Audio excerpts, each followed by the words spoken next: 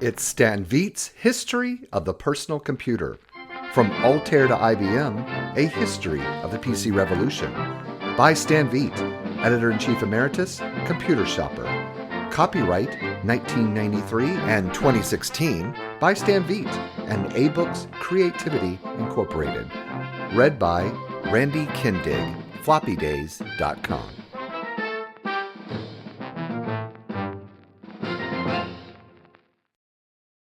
Chapter 7.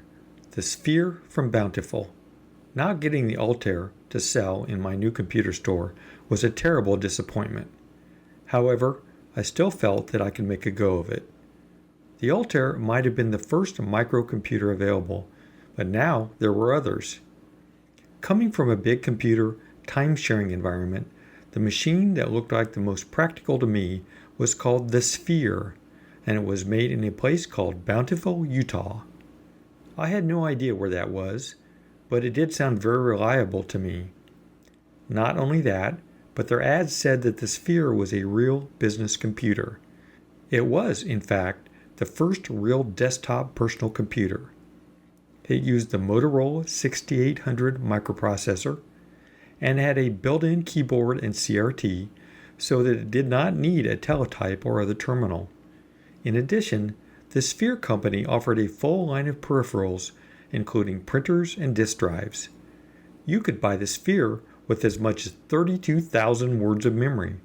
Surely this was a real computer, and the one that I should sell to business people. I started calling Sphere to ask about becoming a dealer. Funny, except for Ed Roberts of MITS, when I told any of these companies that I wanted to sell their computers in New York City, I got a lot of attention. The folks at Sphere were no exception. They answered all my questions. Yes, as a dealer, I would get at least a 25% discount. Sure, they had an excellent BASIC, and all kinds of application programs were going to be written in their BASIC. I could get a cassette interface to load programs and save data. It was built into the Sphere. All you had to do was add an ordinary cassette recorder with a remote mic control. Even a $30 one would work. The more I heard, the more impressed I was. The Sphere came as either a kit, or you could get a factory-built and tested machine. Sphere had started to advertise in the very first issue of Byte in September 1975.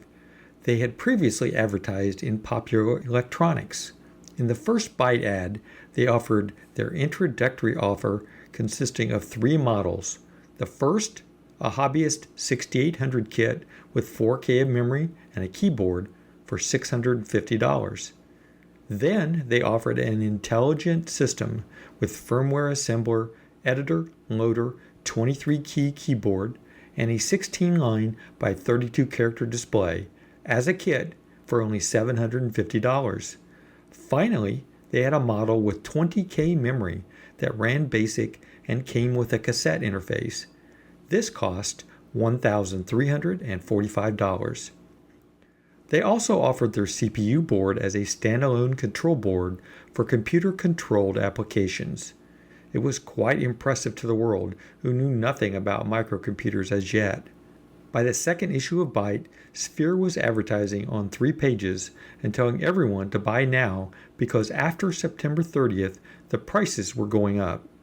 In this issue, Wayne Green, the publisher of Byte, was reporting on a trip he made to visit some of these companies to see if they were real.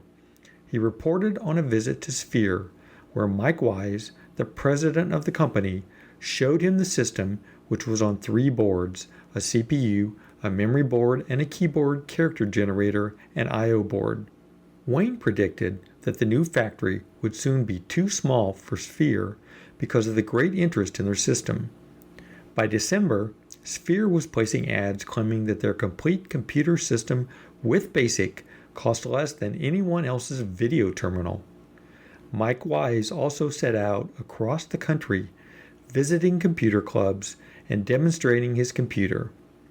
In January 1975, I seriously started to acquire lines to sell in a computer store, and of course, I phoned Sphere to talk with them. I first spoke with Mike Wise, but he turned me over to Douglas Hansey, the marketing manager. Doug told me he was making a business trip east to speak with a number of people who were interested in dealerships, and he would contact me in a few weeks.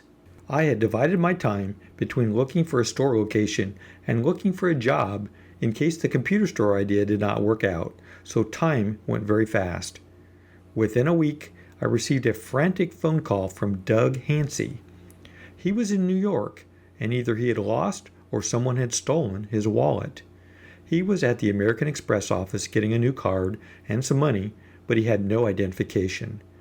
I was the only person he knew in New York City who might identify him.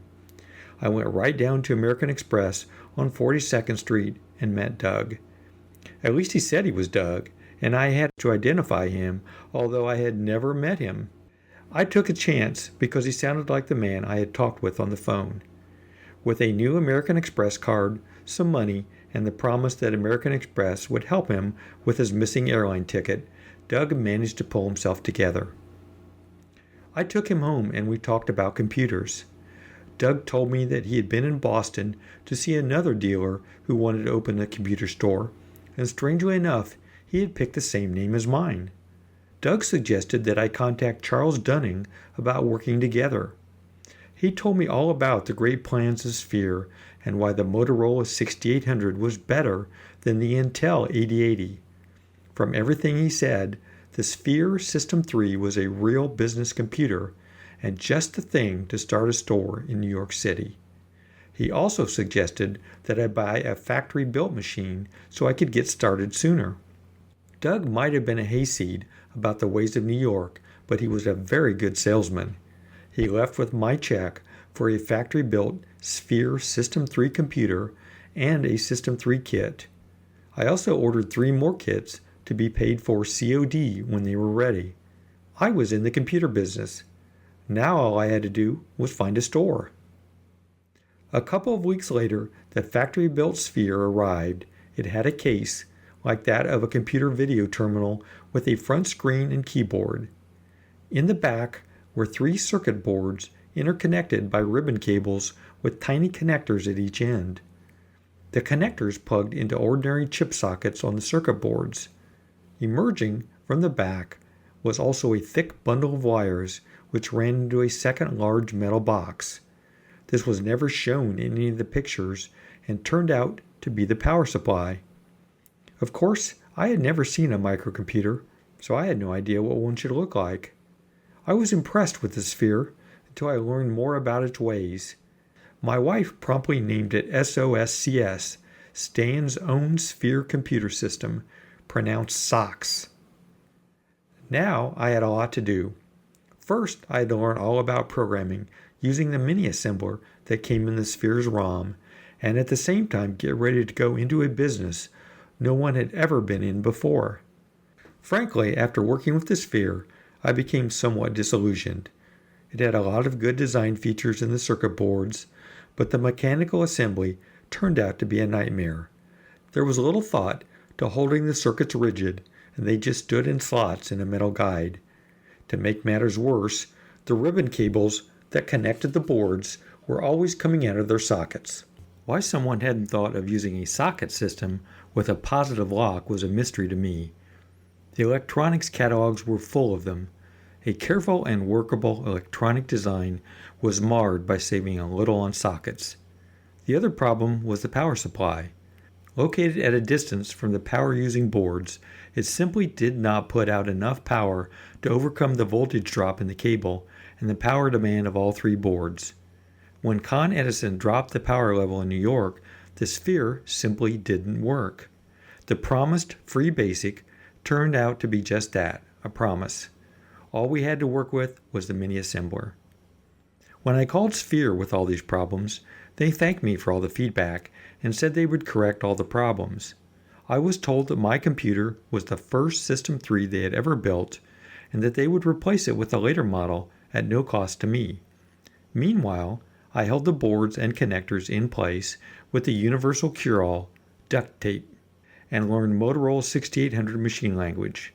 This experience did one thing for me. I learned that I was not the only tyro in the microcomputer business, and that I better not put all my eggs in one basket. I ordered 10 Emeritus computers. Almost the first day the store was open, a bearded young man came in and looked around. He watched me trying to program the Sphere, which refused to compile my code. "What are you doing?" he asked. "Trying to program something into this damn Sphere computer," I answered. "Your format is wrong," he told me. "Who are you, and what do you know about the Sphere?" "I am Dave Levine, and I don't know anything about the Sphere, but I do know 6800 assembler, and your format is wrong. It will never compile that way." I was perfectly willing to give the job to someone else. "Here, you try it," I told him. "I can't fool with it now. Give me the book, and I will come back tomorrow with it all done." So I gave him the book, and he left. True to his word, Dave came in the next day just as I was going to lunch. He handed me a sheet of paper with assembler code written all over it. "Here, try putting this in, but do it exactly the way I wrote it. The format is just as important as the code." "Tell you what," I told him, "I'll buy you lunch, and when we come back, you do it." "Deal," he replied. "Let's go eat sushi." So we went to a place where you sat at a counter, and plates of sushi came past you on an endless belt. Dave was very good at grabbing the plates as they went by, and we soon had our fill. When we got back to the store, Dave went behind the counter and entered his program. This time it compiled, and there, when the program was running, I could type something on the keyboard and it appeared on the screen. Wonder of wonders! We could not yet save the program because we had not figured out exactly how to set the tape recorder. It turned out you could not use a $30 tape machine. It had to be a good quality recorder. From then on, Dave worked at Computer Mart. That is, whenever he was there. He usually came in at 10 a.m., went to lunch at 12, and left at 3, unless he was interested in something he was working on. Dave became my technical and programming expert and worked with me for years. The Sphere kits that they sent me were never complete, and the parts were always backordered. The BASIC that finally arrived was terrible.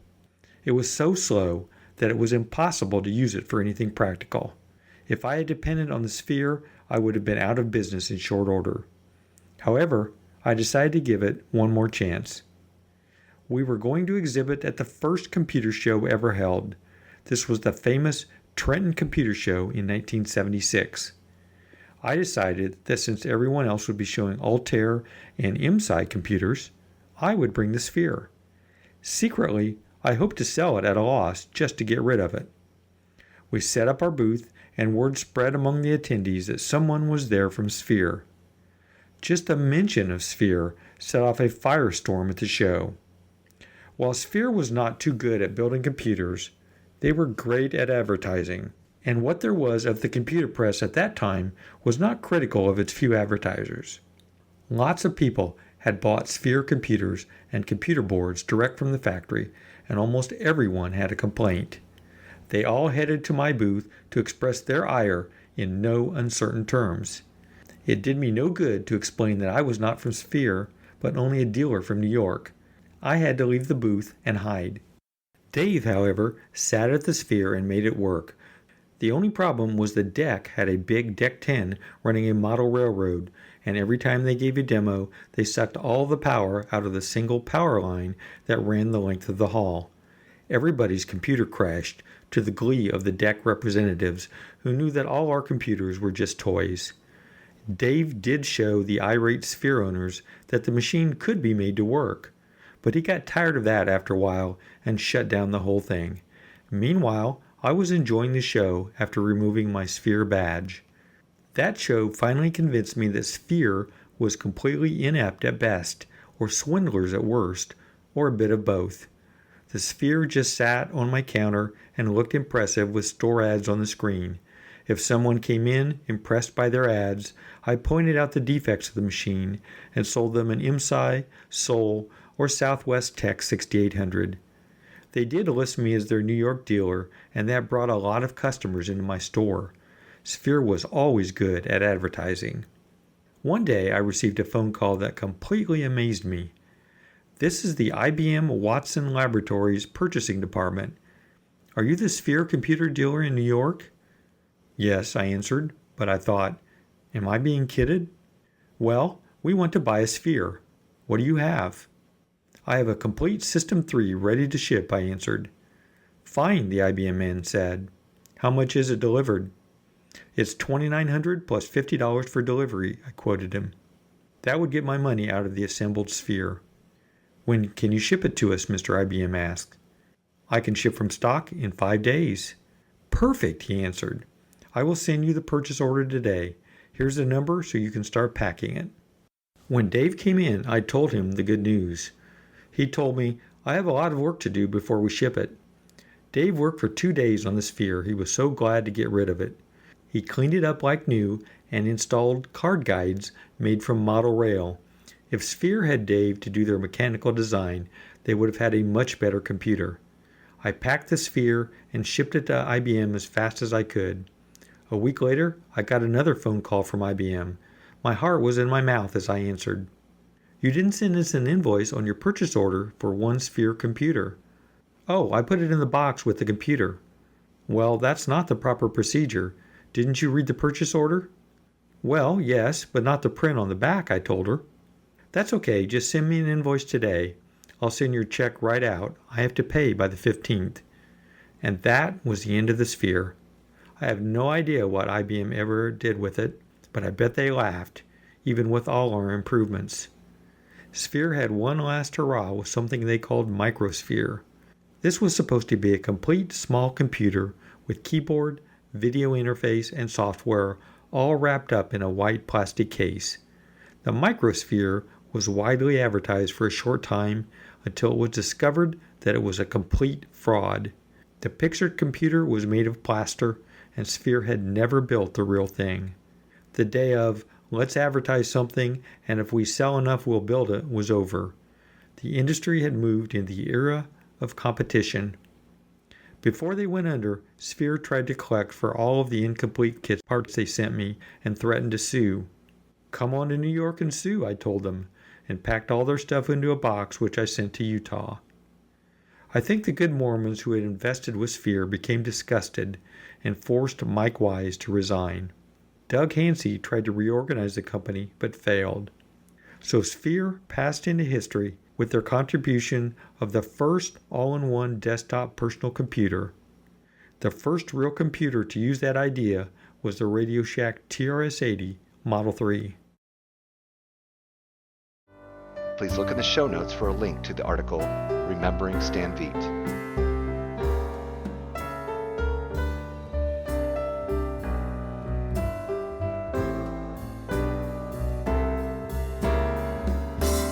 Join us again soon for another chapter from Stan Veit's History of the Personal Computer.